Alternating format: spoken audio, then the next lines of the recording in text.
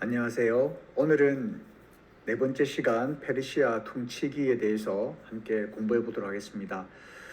이번 강의 목표는 유대민족이 포로 귀환 이후에 그들의 신앙과 또 사회 구조에 변화가 있었고 또 그 변화가 어떻게 신약 시대에 영향을 미쳤는지를 이해하는 것입니다. 페르시아 시대는 유대민족이 바벨론 포로 생활을 끝내고 예루살렘으로 귀환하는 시기였습니다.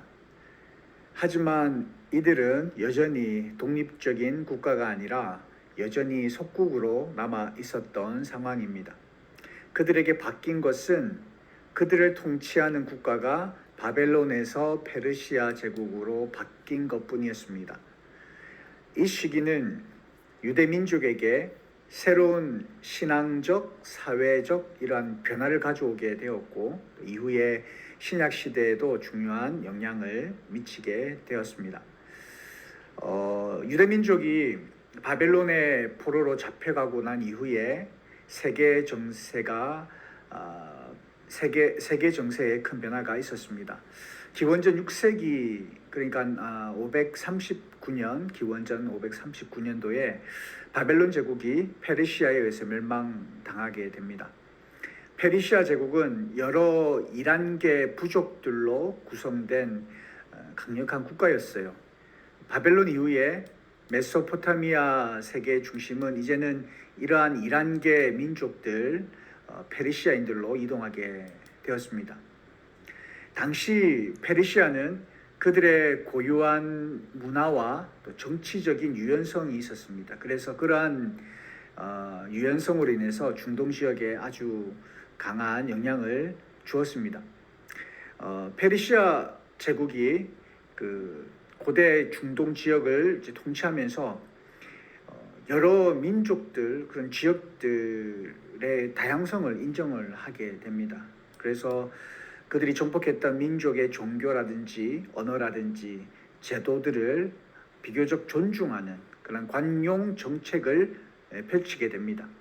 이러한 정치적인 유연성 덕분에 페르시아는 단일한 문화를 강요하지 않았고 또 피지배 민족들이 자신들의 전통을 지키면서 페르시아 제국에 충성할 수 있도록 이끌었던 것입니다. 이것은 그 중동 전역의 문화와 또 정치 질서에 큰 영향력을 주었고요. 장기적으로는 이 지역의 다문화성과 또 이러한 혼종성을 강화하는 그런 기반이 되었습니다.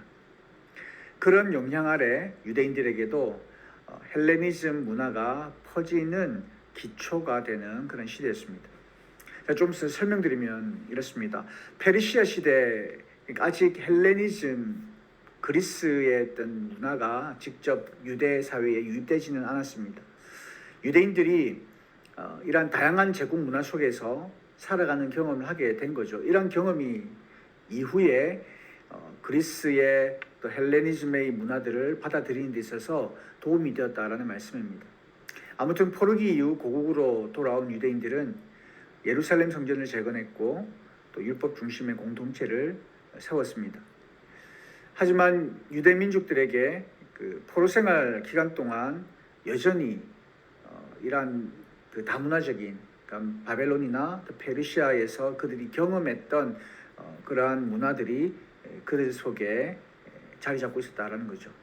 예를 들면 페르시아의 행정 시스템이나 언어 정책 그리고 도시 구조 또 통치 이념 이러한 것들에 노출되어 있어서 그런 것들을 자연스럽게 받아들이고 있었다라는 것입니다. 이러한 경험들이 나중에 아까 제가 말씀드렸던 것처럼 알렉산더 대왕이 등장하게 되고 그리스 문화가 본격적으로 중동에 퍼지게 될 때 유대인들이 헬레니즘 문화를 더 쉽게 수용할 수 있도록 하게 하는 그런 역사적인 토양이 되었습니다. 이러한 페르시아 시대에 이러한 헬레니즘의 직접적인 도래가 있기 이전에 문화적으로 준비하는 그러한 단계였다. 그러한 셈이 된 것입니다. 페르시아 왕이었던 고레스는 정복한 민족들에게 앞서 말씀드렸던 것처럼 관대한 정책을 펼쳤습니다. 그는 당시에 매우 파격적이고 진보적인 그러한 정책을 펼쳤던 왕으로 평가받고 있습니다.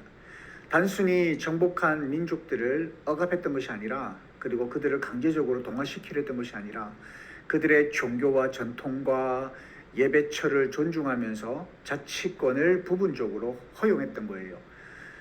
그래서 이 고레스의 이런 태도는 페르시아 제국의 안정성과 또 확장하는 데 큰 기여를 했다라고 평가받고 있습니다. 그는 그러한 관용 정책 하에 바벨론 포로로 끌려갔던 유대인들에게 예루살렘으로 돌아가서 성전을 재건할 수 있도록 허락했던 겁니다. 그런데 참 놀라운 것은요, 이사야서 44장 28절과 45장 1절에 이 말씀이 예언되어 있다라는 거예요. 그리고 고레스는 하나님께서 기름 부으신 자로 묘사되어 있습니다. 이사야 44장 28절에 보면 나 여호와가 내게 이르기를 너는 내 목자라 내가 나의 모든 기쁨을 성취하리라 하며, 예루살렘에 대하여 이르기를 다시 건축될 것이라 하며 성전에 대하여 이르기를 내 기초가 놓일 것이라 하는 자니라, 이렇게 기록되어 있습니다. 그는 바벨론 포로로 끌려간 유대인들에게 예루살렘으로 돌아가서 성전을 재건할 수 있도록 그렇게 허락했던 그런 왕이었습니다. 기원전 539년 고레스가 바벨론 제국을 정복하면서 바벨론의 포로로 끌려와 있었던 유대인들의 운명도 바뀌게 된 것이죠. 기원전 538년 고레스는 칙령을 내려서 이제는 이제 유대인들이 원했던 바랬던 자신들의 고국 예루살렘으로 돌아가서 성전을 건축하게 되었고, 그리고 그곳에서 예배할 수 있는 그러한 모든 환경들이 조성되게 된 것입니다. 이것은 유대 역사에서 아주 중대한 사건이었습니다. 에스라 1장과 역대하 36장, 또 이사야서에 이러한 기사들이 자세히 기록되어 있습니다. 아무튼 이런 정책 덕분에 유대 민족은 완전히 소멸되지 않고 살아남을 수 있었던 겁니다. 제가 앞서 말씀드렸던 것처럼 그 이사야서에 고레스라는 이름이 실제로 언급되면서 하나님께서 그를 기름 부음 받은 자라고 부르셨다라는 그 점에서 우리는 참 놀라움을 느끼게 됩니다. 기름 부음 받은 자라는 표현을 유대인이 아닌 다른 인물에게 사용되었다라는 것은 아마 거의 유일한 사례일 것입니다. 이사야 44장 28절에 하나님께서 고레스를 내 목자, 45장 1절에는 내가 기름 부은 자 고레스라고 이렇게 부르시게 되는데요. 이것은 하나님께서 이방 왕도 하나님의 구속 역사 속에서 하나님의 도구로 사용하신다라는 강력한 그러한 예를 보여주는 것이라 할 수 있겠습니다. 이 고레스는 자신의 정치적인 계산에 따라서 유대인들을 풀어준 것이 아니라 하나님의 주권적인 섭리 속에서 하나님 앞에 쓰임 받았던 그러한 역사적인 인물이었다라는 것이죠. 요약하면 그렇습니다. 고레스는 정치적으로 매우 관용적인 제왕이었습니다. 그리고 종교의 자유도 허락해 주었습니다.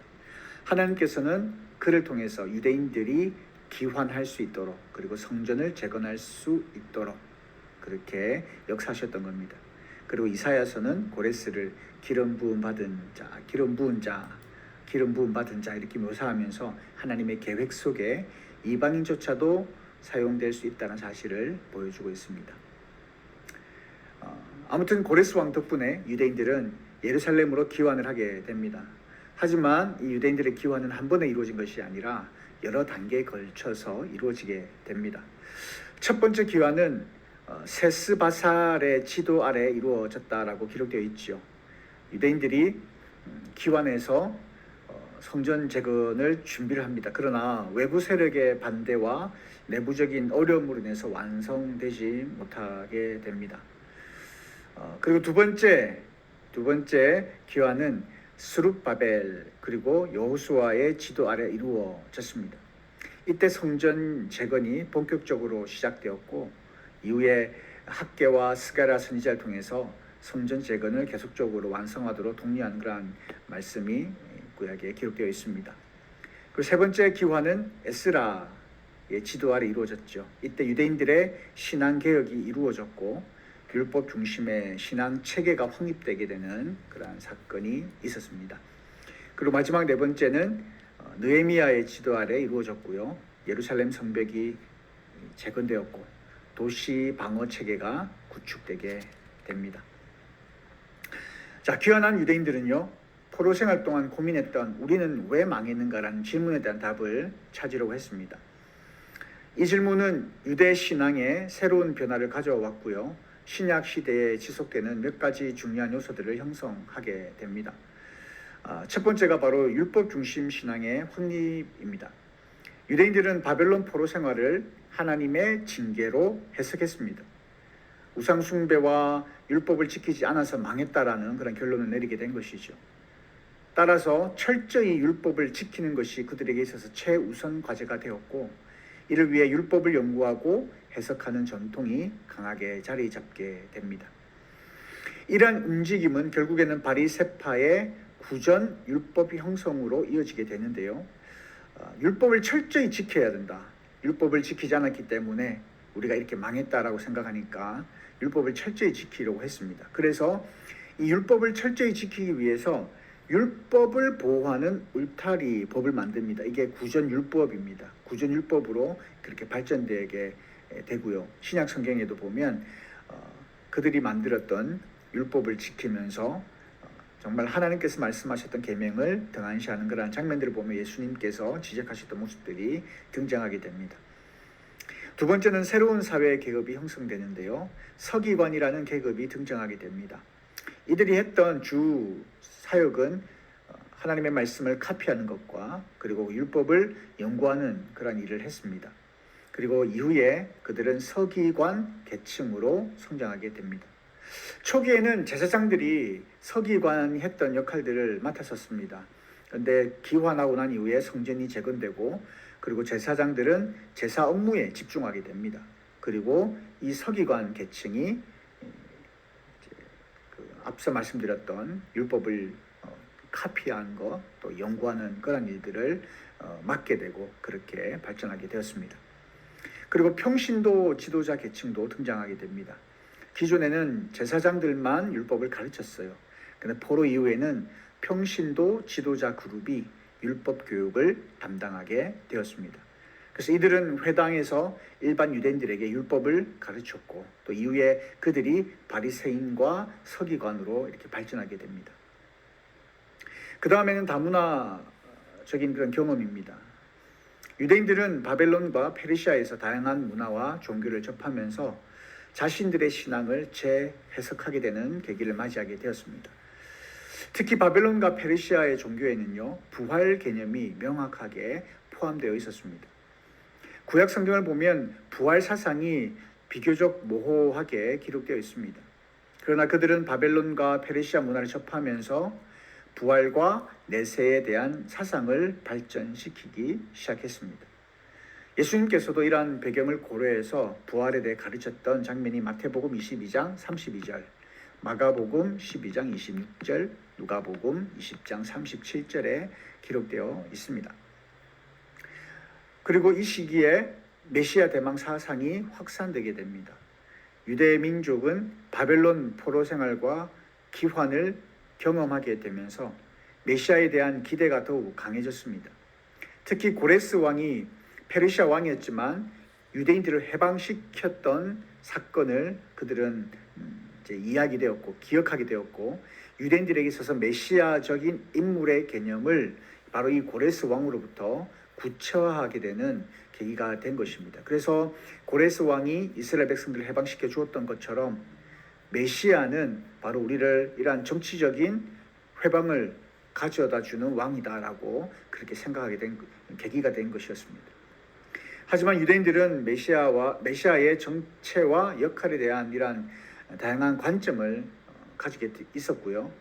그게 어떤 정치적인 지도자이냐, 아니면 영적인 구원자이냐, 새로운 다윗 왕국을 세울 존재이냐, 그들은 이러한 명확한 결론을 내리지 못한 채 다양한 해석이 당시에 존재했었다라고 합니다. 그리고 신약 시대, 그때 예수님이 등장하셨을 때에 유대인들이 기대했던 메시아의 모습, 그런 모습이 또 예수님의 그런 사역이 그들이 생각했던 것과 너무나 달랐기 때문에 이러한 갈등들이 발생하게 되었죠. 결론적으로 그렇습니다. 페르시아 시대에 유대인들이 바벨론 포로에서 돌아와서 신앙과 문화를 재정립하는 그러한 시기였다라는 겁니다. 그래서 그때 당시에 율법 중심 신앙이 확립하게 되고, 그래서 이를 통해서 바리새인이 등장하게 되는 계기가 되었습니다. 그리고 회당이 형성되면서 신약 시대 예수님의 사역과 초대 교회에 그때 복음이 전파되어지는 그 일에 있어서 아주 중요한 역할을 했던 것들을 보게 됩니다. 그리고 유대 사회의 계층 구조가 변화되면서 서기관이라든지 이런 바리새인 이런 계층들이 성장하게 됩니다. 그리고 이 시대에 메시아 사상이 더욱 강해졌고 또 예수님의 등장에 대한 기대감이 형성되었습니다. 페르시아 시대는 유대인들로 하여금 이러한 신앙과 문화를 재정립하는 그런 시기였다라는 거 기억하셨으면 좋겠습니다. 수고 많으셨습니다. 다음에는 헬라 문화에 대해서 말씀 나누도록 하겠습니다. 지금까지 페르시아 시대에 대해서 살펴보았습니다. 이 페르시아 시대에는 그들의 신앙과 문화를 재정립하는 그리고 확립하는 시기였다라는 것입니다. 수고 많으셨습니다. 다음 시간에는 헬라 시대에 대해서 살펴보도록 하겠습니다. 감사합니다.